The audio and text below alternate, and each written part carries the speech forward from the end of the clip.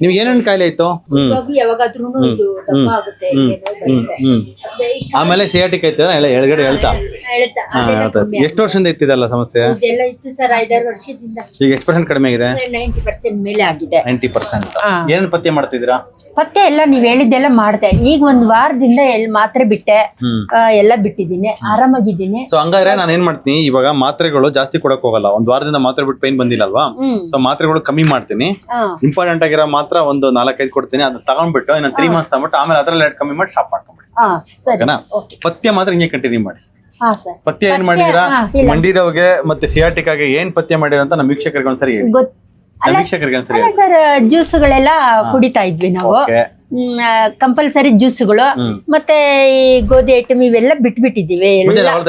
ಮುಂಚೆ ತಗೊಳ್ತಾ ಚಪಾತಿ ತಗೋತಾ ಇದ್ವಿ ಮುಂಚೆ. ಇದೆಲ್ಲ ಬಿಟ್ಬಿಟ್ಟು ಈಗ 10 ಡೇಸ್ ಆಯ್ತು ಮಾತ್ರೆ ಎಲ್ಲ ಬಿಟ್ಟು ಆರಾಮಾಗಿದ್ದೀನಿ.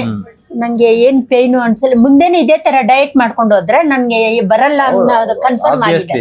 ಕನ್ಫರ್ಮ್ ಆಯ್ತು ನನಗೆ. ಅಂದ್ರೆ ಆಹಾರ ಔಷಧಿ, ಫೈನಲಿ ಆಹಾರನೇ ಔಷಧಿ ಅಂತ. ಆಹಾರನೇ ಔಷಧಿ ಅಲ್ಲ, ಬೇಕಾಗಿತ್ತು ಮಾತ್ರೆ. ಅದು ಬೇಕು, ಯಾಕಂದ್ರೆ ಇಷ್ಟ ದಿನ ಡ್ಯಾಮೇಜ್ ಮಾಡಿದೀವಲ್ಲ, ಚಪಾತಿ ಗೋಧಿ ಎಲ್ಲ ತಿಂದು ಅದಾಗಿರೋ ಡ್ಯಾಮೇಜ್ ನಮ್ ದೇಹದಲ್ಲಿ ವಿಷಪೂರಿತ ಅಂಶಗಳು ಸೇರ್ಕೊಂಡಿರುತ್ತೆ.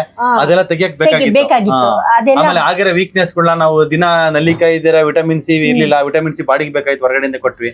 ಇವಾಗ ಡೈಲಿ ಏನ್ ಕಂಪಲ್ಸರಿ ಯಾವಾಗ್ಲೂ ಮಾಡ್ಕೊಂಡು ಹೋದ್ರೆ ಬಾಡಿಗೆ ಏನಾದ್ರೂ ಏನು ಆಗೋದಿಲ್ಲ. ಬಾಡಿ ಏನೇನು ಆಗೋದಿಲ್ಲ. ನೀವ್ ಇವಾಗ ಏನ್ ಮಾಡ್ತಿದಾರಲ್ಲ, ಇದನ್ನ ಲೈಫ್ ಟೈಮ್ ಮಾಡಿದ್ರೆ 85 ವರ್ಷ ಆದ್ರೂ ಹಿಂಗೆ ಇರುತ್ತೆ. ಅದೇ ಸರ್, ನಾನು ಲಿಥಿಯಂ ಮಾತ್ರೆ ತಗೊಂತೀನಿ ಸರ್. ಆ ಮಾತ್ರೆ ತಗೊಳ್ಳೋದಕ್ಕೆ ಸ್ವಲ್ಪ ಆರೋಗ್ಯ ಏರ್ಪೇರ್ ಆಗುತ್ತೆ ನೋಡಿ ಸರ್. ಆ ಮಾತ್ರೆ